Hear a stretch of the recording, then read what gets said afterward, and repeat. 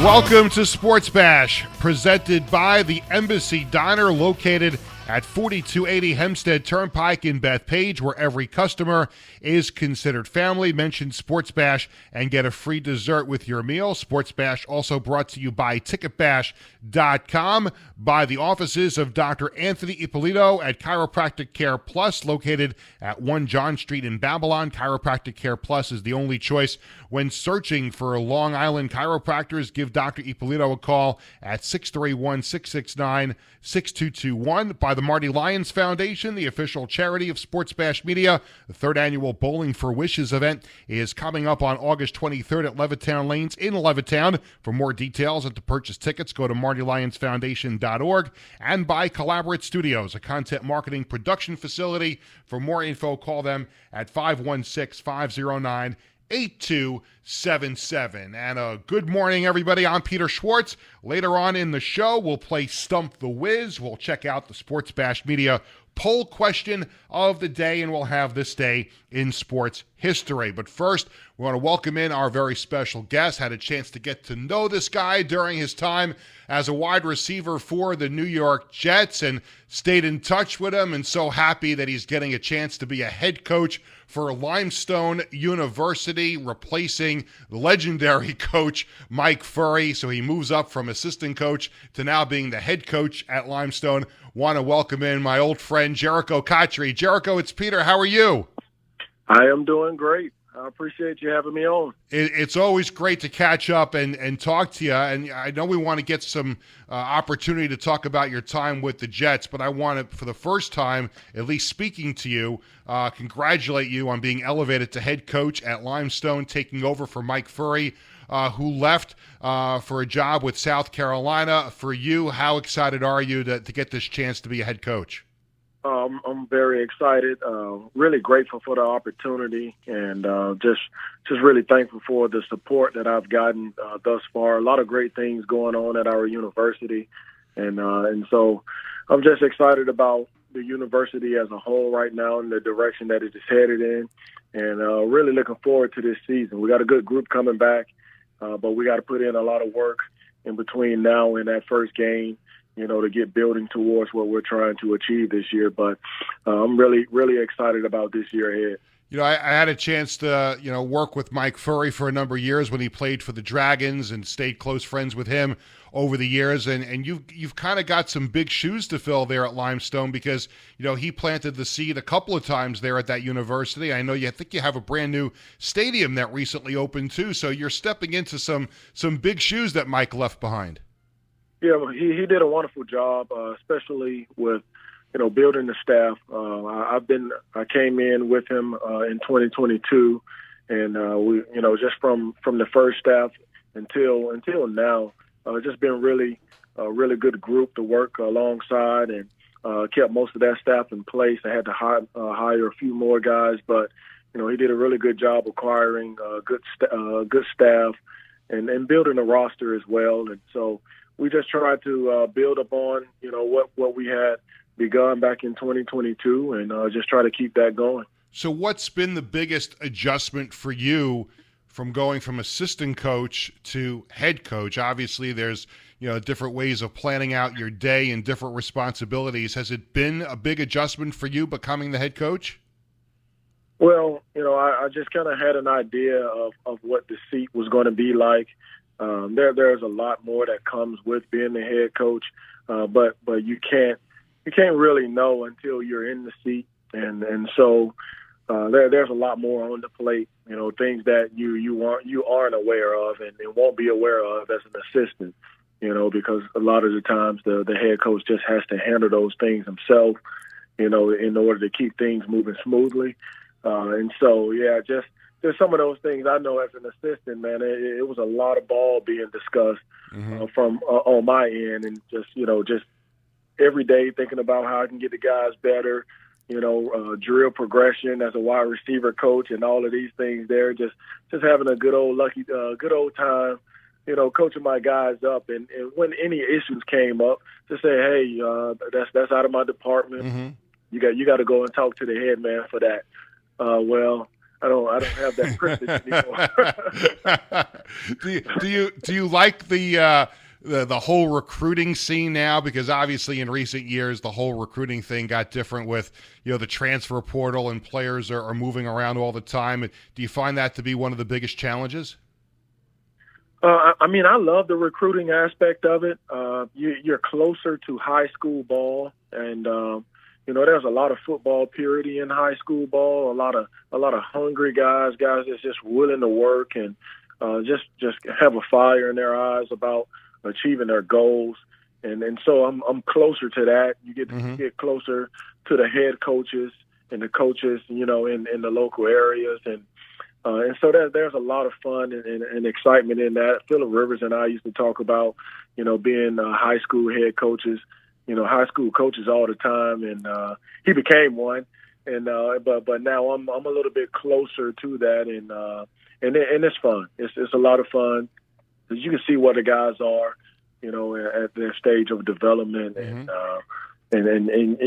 what to. How to approach that when it comes to their growth and getting them to where they're trying to go. And so I'm excited about that. I got a lot of guys like that on my team. And so I kind of get that same feel.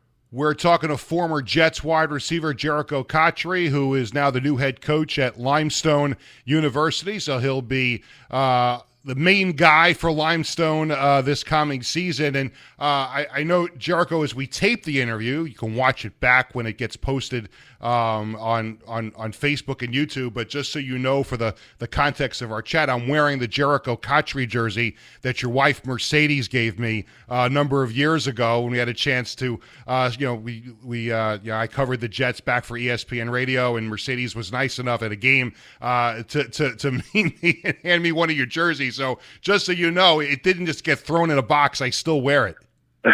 No, I appreciate that. So tell me about your time with the Jets. So you became a real big fan favorite, and obviously that catch you made the Cleveland game when you got hurt, and you still wound up making that big catch that helped the Jets win that game. And your guts and your enthusiasm for the game really made you a fan favorite. How would you sum up your time with the Jets? I mean, it was everything I could imagine it would be in the sense of good.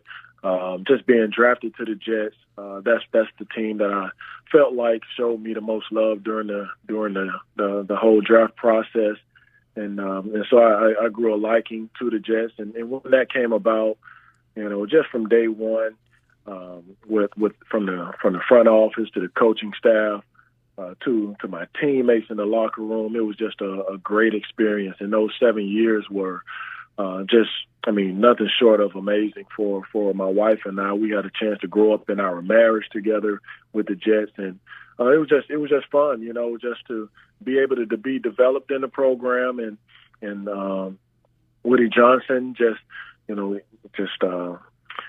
out of his way to take care of us, and I mean, it was just an unbelievable experience for me, being developed there, and then just spending a good part of my career, most of my career there. Mm-hmm. So I loved it. I loved it. Every minute of it. I consider myself a Jet through and through, and I'm always rooting for them. Back-to-back AFC Championship games under Rex Ryan. As disappointing as it was not to go to the Super Bowl, would you consider those 2 years the highlights of the time you spent with the Jets? Yeah, I think, especially the first year we went to the AFC Championship game, there were a lot of moments that built up to that. We were grinding at it. I know from, 2004 when I got there, there was a lot of weight being carried, when it came to getting us to, that type of game, and they have been there before, in 98 and just got close. And so we were building back to that. We had the heartbreaking loss my rookie year in Pittsburgh. And so we were just trying to get back to that point to have a chance to get to the Super Bowl. But getting there, when, things were looking very, very grim for us in 2009 when it looked like we weren't going to make the playoffs. But getting into the playoffs and then the way that we went through the playoffs, man, it was I mean, it was a lot of fun, and just seeing all of the fans on the road where we traveled, especially to, the AFC Championship game, just watching the Jets fans show up as we were, pulling up into, the stadium and all of that, man. That was an amazing time. Jerricho, we have 30 seconds. What do you think of the current Jets? I love them. I think we got a chance this year, for sure. If Aaron Rodgers stays healthy, that's the big difference between last year and this year, right? Exactly, it is, and I like the weapons that we have. With him pulling the trigger, I'm certainly confident in us being a playoff team and contending for a championship. Hey, Jerricho, thanks so much for spending some time with me on the show. Congratulations again on being named head coach at Limestone. Thank you for all the great memories with the Jets. Again, thanks to you and Mercedes for the jersey that I still treasure to this day, and looking forward to catching up with you again sometime soon. Oh, man, thanks for having me on, and thank you to all of the New York Jets fans. Love you guys. Awesome. Former Jets wide receiver Jerricho Cotchery, now the new head coach at Limestone University. So good luck to Limestone this coming season. Still plenty more to come on the show. We're going to play Stump the Wiz. We'll have This Day in Sports History, the Sports Bash poll question. Stay with us for this word from the Embassy Diner. Hi, I'm Peter Schwartz. And I'm Vinny Tickets. We want to take a moment to talk about our fantastic sponsor, the Embassy Diner. Embassy Diner has been a beloved staple in the restaurant industry for over 50 years. And the great thing about it is when you walk through the door, you're not a customer, you are family. Every visit promises to be filled with warmth, love, and respect. And here's an extra treat. If you mention Sports Bash during your visit, you enjoy a free dessert on the Embassy Diner. Come on down to the Embassy Diner, where great food and great company are always on the menu. Visit the Embassy Diner, located at 4280 Hempstead Turnpike in Bethpage. Peter Schwartz back with you here on Sports Bash, presented by TicketBash.com. Once again, thanks to our guest, former Jets wide receiver Jerricho Cotchery, for joining us here on the show. So many great moments with him in a Jets uniform, and now we wish him nothing but the best of luck with Limestone University. We know he's going to kick butt there and win a lot of football games with Limestone. We still have a lot coming up when we rejoin our radio audience. We're going to play Stump the Wiz. Usually I have a feeling as to whether or not he's going to get the question. I really don't have a gut feeling on this question today. I think it's a good question. I don't know how many. I'll give everybody a hint. It's a Jets question because they're kind of following the theme of having Jerricho Cotchery on the show, and so that we figured we'd have a Jets question. So in a couple of seconds, we're going to welcome back our radio audience. We're coming right back with more Sports Bash. Welcome back to Sports Bash, presented by TicketBash.com. I'm Peter Schwartz. Vinny Tickets has the day off. Vinny Tickets and WizKid will host Sports Bash on Thursday and Friday as I continue to make appointments with Dr. Summeroff. And I know Vinny Tickets has had his share of meetings with Dr. Summeroff during the course of the last couple of weeks. It is time for the Sports Bash Flash, brought to you by the Embassy Diner in Bethpage, where every customer is considered family. The Embassy Diner, located at 4280 Hempstead Turnpike in Bethpage. And don't forget, mention Sports Bash and get that free dessert with your meal. Yankees take on the Angels tonight at Yankee Stadium. The Mets take on the Rockies in Denver. Atlantic League Long Island Ducks continuing their series with the Staten Island Ferry Hawks after a rainout on Tuesday. There will be a doubleheader on this Wednesday. The original first pitch was scheduled for 6:35, so check the LIDucks.com website if you want to come out to see a doubleheader on Wednesday. You want to check that out. 2 for the price of 1 for the Long Island Ducks. Great bargain here on Long Island. It is time for the Sports Bash Media poll question of the day. We post a new poll question every weekday on the Sports Bash Media X/Twitter page, and we'll bring in Wiz a little early, as we usually do for the questions. I like to get a little help with these things, and it's very simple. Keeping with the Jets theme on the show today, should the Jets have Aaron Rodgers play in the preseason? And there's been a lot of discussion that he's not going to play coming off the Achilles tendon. I'd like to see him out there for a series or two. I'd be down for seeing it, but I also understand for the Jets' perspective why they wouldn't want to have him out there, especially as he tore his Achilles last year.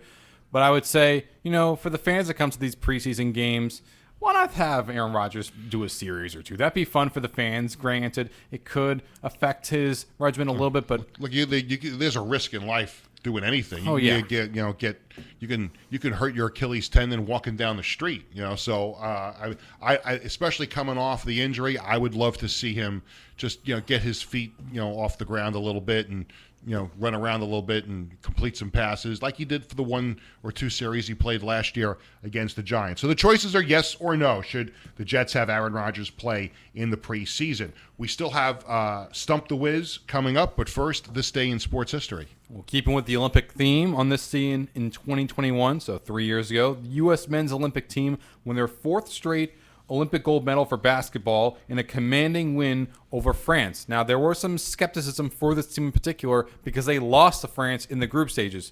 But when it mattered most, they won the rest of their games, including the knockout stage, and they beat France in the gold medal. And we might just have a rematch for the gold medal this year for the Olympics as well. All right, good job. It is now time for the most highly anticipated segment of the week here on Sports Bash, presented by TicketBash.com. It is the moment of the show where Chris or Nick doing video, they have a big smile on their face, and usually it's Sebastiano on the other side of the glass, but because we're taped the show this week, so we have been reunited with Jonathan D'Souza on the other side of the glass. So this is, I think, his first foray into Stump the Wiz, so I know he's eagerly anticipating what's about to take place right here. So very, very simple. We asked you to send in your questions privately, direct message to the Sports Bash Media X, Twitter, Facebook, and Instagram pages. And what we did was, of all the questions that were submitted, we selected a question that we think could stump the Wiz. Now, if you stump the Wiz, you will get 4 tickets to the Premier Lacrosse League semifinals at Hofstra Stadium, which Jonathan is very, very familiar with, right, from his days at Hofstra University. So 4 tickets for the PLL semifinals, September 7th at Hofstra University. And the person that we selected today, Larry Pime from Hartsdale, New York, has sent in a Jets-related question so that we can stay with the Jets theme for today, which you actually went off the board and did an Olympic. But that's my fault, too, because I didn't tell you that it was going to be an all-Jets theme. But that's okay. I'm not blaming you. But you did go off the rails a little bit with the Olympic question. Hey, I should have told you. I don't know what date this could have happened on this day in Jets history anyway. I'd have to really look into that because I want to keep with the theme. Whitney told me to keep it current, so I went with another one. All right, no, I'm not angry. Just, I tried to keep with a theme, and that was my fault that we didn't make that happen. So here we go. Larry Pine from Hartsdale, New York, has this question. Of course, we all know. Super Bowl III, January 12th, 1969. The New York Jets, stunning the football world, beating the Baltimore Colts in Miami 16-7. Joe Namath guaranteed the victory. He was the MVP of the game, played a terrific game, called a lot of plays at the line of scrimmage, changed up a lot of things. But just in case Joe Namath, God forbid, got hurt in the game, you have to have a backup quarterback on the team. The question is, on the Super Bowl III, world champion, New York Jets, as we now have 2 minutes on the clock, although I didn't call for it, but it's okay, Jonathan. It's your first time doing it. It's all right.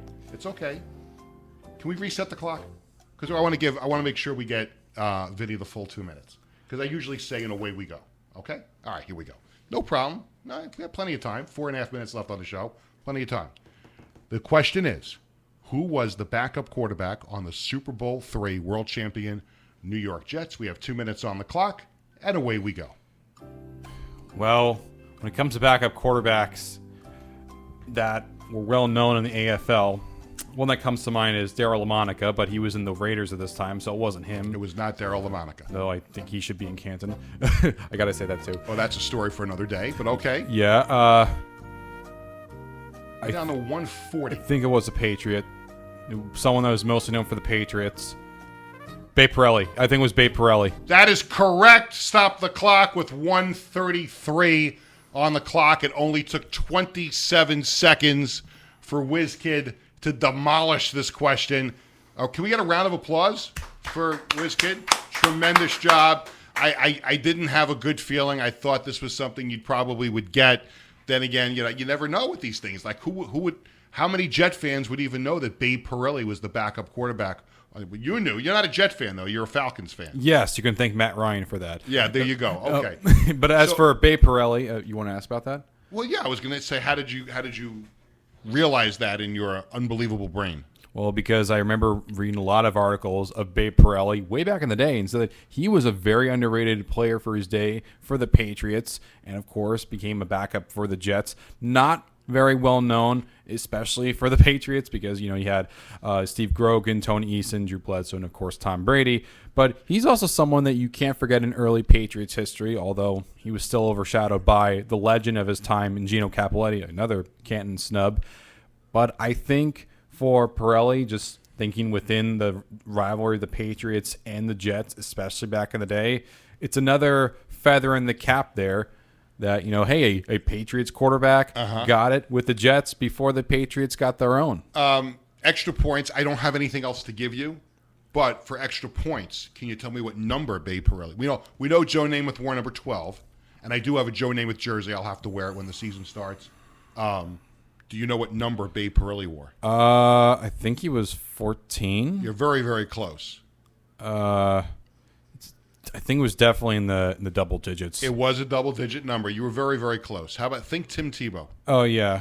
He was 15. He was 15. And, of course, when you got the answer, we will show the photo on the screen for people to see the great Babe Parilli, who is the backup quarterback for the New York Jets. So congratulations. What's where I should have mentioned at the beginning, and usually, Vinny Tickets is on top of these things. Where does that leave you all time now?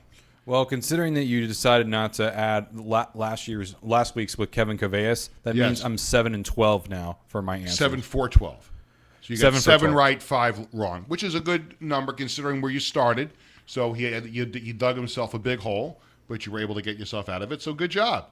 So we had a very, very entertaining show. We had Jerricho Cotchery, the former New York Jet wide receiver and the new head coach at Limestone University. We had him on the program. We had a Jets Stump the Wiz question that was absolutely smashed by Whiz Kid Vinny. So we thank Larry Pine from Hartsdale for sending in the question, but unfortunately you did not stump the Wiz, so you do not get the tickets to see. You'll have to save those tickets for next week's edition of Stump the Wiz and see if somebody else will come up with a better question, a more difficult question that you can get next week. So that will do it for this edition of Sports Bash presented by TicketBash.com. I'm Peter Schwartz. I am off the next 2 days, so it'll be the Vinny brothers again. Vinny Tickets, Whiz Kid Vinny will be your hosts on Thursday and Friday. Sports Bash is sponsored by the Embassy Diner in Bethpage, Dr. Anthony Ippolito at Chiropractic Care Plus, the Marty Lyons Foundation, and Collaborate Studios. For our entire crew, I'm Peter Schwartz. Thank you for watching and listening to Sports Bash presented by TicketBash.com. Sports Bash returns Thursday morning with Vinny Tickets and Whiz Kid Vinny. Thank you so much for watching and listening. Enjoy the rest of your Wednesday, and we'll see you soon.